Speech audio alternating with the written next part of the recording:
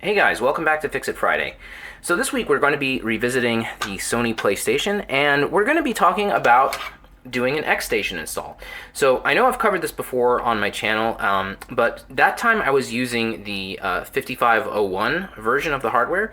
So today we're going to be installing it in a different version of the hardware. This is the 1001 series. Sometimes people refer to this version of the PlayStation as the audiophile version because it actually has RCA jacks in the back. So this is a system that would have been available at launch.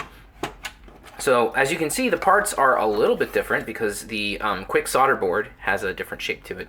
So I wanted to do an install video with this type of PlayStation, just so that, you know, if this is the kind you have, then you know exactly what to do. Okay, let's get to it. Alright, so disassembling a PlayStation is really easy. With this early launch model, you have 5 screws on the bottom. Phillips screwdriver will do the job.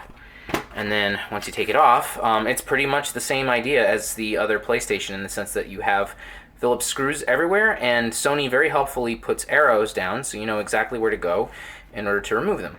So I'm going to go ahead and do that, and we're also going to take this optical drive assembly out because we're just going to put this in storage and just disconnect power over here. And then let's take a closer look at this motherboard and see what we have. Alright, so I've got the motherboard removed, and before you start doing this installation, you just need to make sure that you actually have the right version of the motherboard. So with early launch PlayStations, they all have this labeling of PU-8. But there's actually 2 different versions of the PU-8. So there's what's called an early version, which I think was the very, very first motherboards. And then there's a version like this. This is a late version of the motherboard.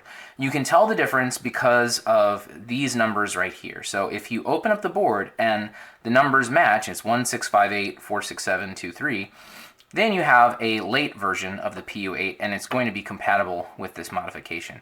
If you don't, then you're kind of out of luck. But, you know, thankfully these PlayStations are not that hard to find. And in your particular case, since you're going to be replacing the optical drive, all you really need to do is find one that has a CD drive that doesn't read games. So anyhow, now that we know that we've got the right version, let's continue with the installation. Alright, so now we've got to do some pin lifting, and so this is the exact same chip as we've done on the 5501, so this is the CD Digital Signal Processor, or DSP. This chip, though, is a little bit different than what you have on the 5501, and so instead of having to lift up 8 pins, with this one you only have to lift up 4, so specifically you've got to lift up pins 44, 63, 66, and 69. So that's kind of nice, it's a little less work. Alright, so what we're going to do is basically the same steps as we've done before, so I'm going to go ahead and get started.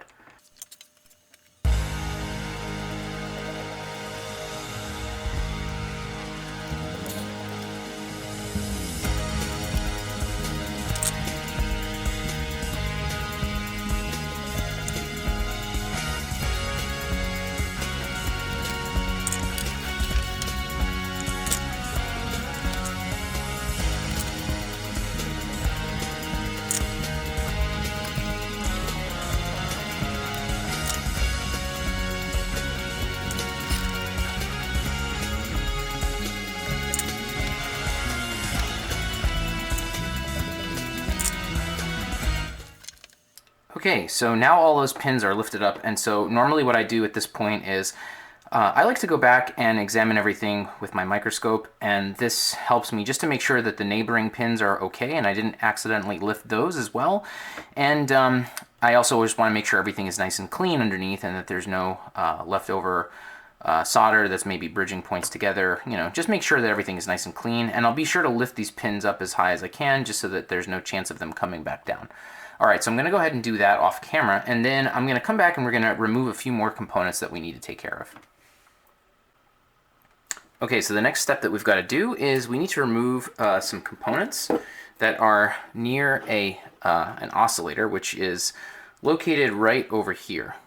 So you can see that there's a filter capacitor, which is right here on the top, and then there's a small little resistor right next to it. So all we got to do is get those out of there. And thankfully that's not too bad. All you got to do is just add a little bit of solder to both sides, and if you heat them both up together, you'll end up just melting them right off.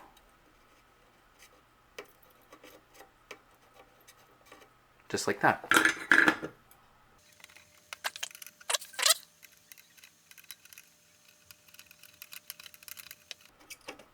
Okay, that one was a little stubborn, but we got it out of there.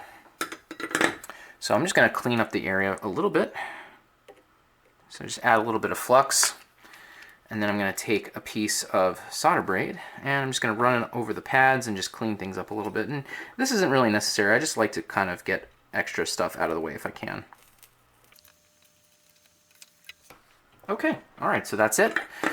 All right, so now we're going to flip the board over, and we have some stuff to do on the other side. Okay, so now we're on the underside of the board, and what I have here in front of us is the XStation Quick Solder Board, or QSB. So it's going to go more or less where I have it in place, like right about here, give or take. However, before I start with this, the first thing I've got to do is I've got to get rid of some more surface mount components. So specifically, there's 3 resistors right over here. So we're going to start by getting rid of those first.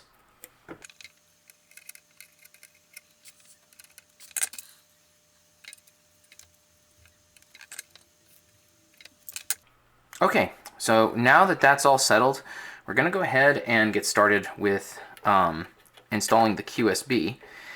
This one is a little bit easier to align because, as you can see, there's like a little resistor here that is right in the center. So that actually helps make it very simple to know exactly where you're supposed to go. So what I'm going to do is, before I actually install this thing, I'm going to pre-tin all of the locations where I have to solder. And then at that point, then I can just go ahead and add a little bit of flux and connect everything up. And that simplifies things. I don't have to, you know, I have a little bit more easy access if all of these areas are pre-tinned. So let's go ahead and start with that.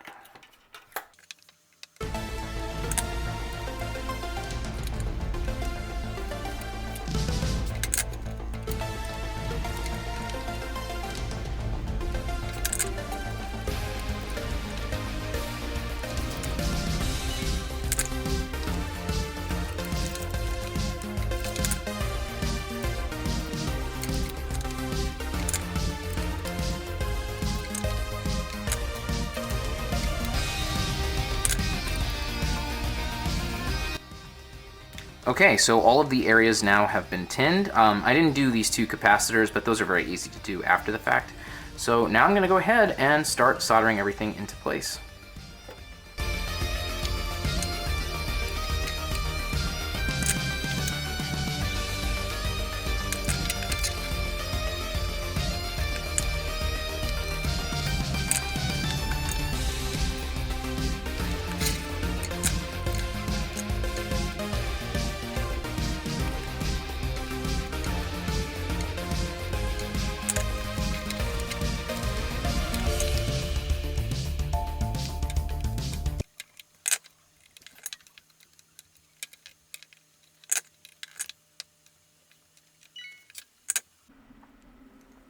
Okay, so at this point we're basically finished. There's only one thing left to do. We need to solder a single wire from this pad here called IO16 to a point on the motherboard, which is all the way over here. It's very tiny and hard to see, so I will zoom in to do the soldering, but I just kind of wanted to show you that you want to make sure that your wire is configured in such a way that it doesn't get anywhere near these pads, because the metal shielding on the bottom goes here. So if you're not careful, and if the wire is like loose and flopping around, then it can, you know, come into contact with these things and then get damaged or cut. You don't want that. So my suggestion is just to make sure your wires are nice and tight and not too long, just the right length. And then furthermore, you can also use something like Kapton tape to hold it to the board, and that'll keep it from flopping around and potentially getting cut. Okay, so let's go ahead and solder the final connection.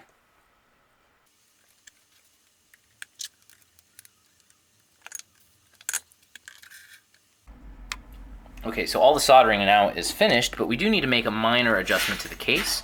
So I've taken the bottom shield off, and you can see that there's a little post right here that is right next to the power supply board.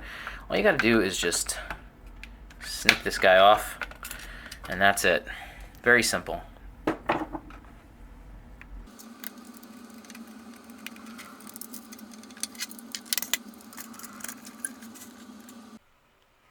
Okay, so the shell has been reassembled for the most part, and I just wanted to show you the final routing of the cable.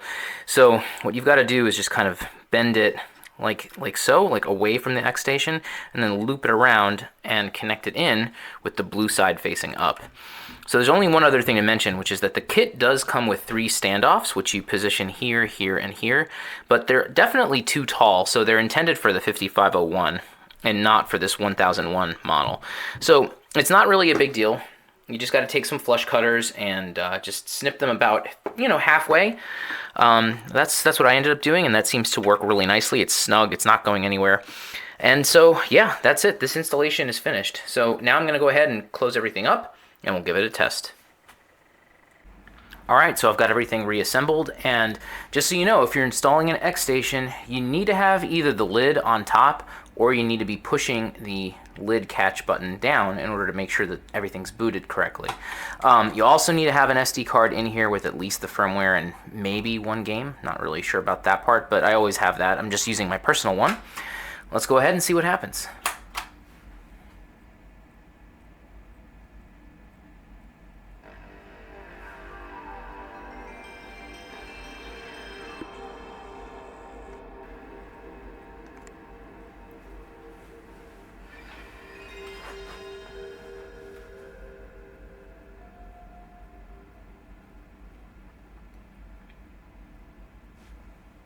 Okay, well, looks good. It's recognizing my card. Everything seems to be okay. I'm just going to go ahead and give a game a shot. I'm going to just try Castlemania, because I've been playing this and I love it. This is such a good game. I really never played the PlayStation when I was growing up. This is a console I totally missed. And so I've done this XStation install and the PS1 digital in my personal one, and now I'm just discovering all of these awesome games. I totally get why people love this system so much. Alright, well, it looks like we had another successful modification done here. So if you guys like this kind of content, I have videos posted every Friday. Consider subscribing to the channel, and you'll get notified anytime I have a new video out.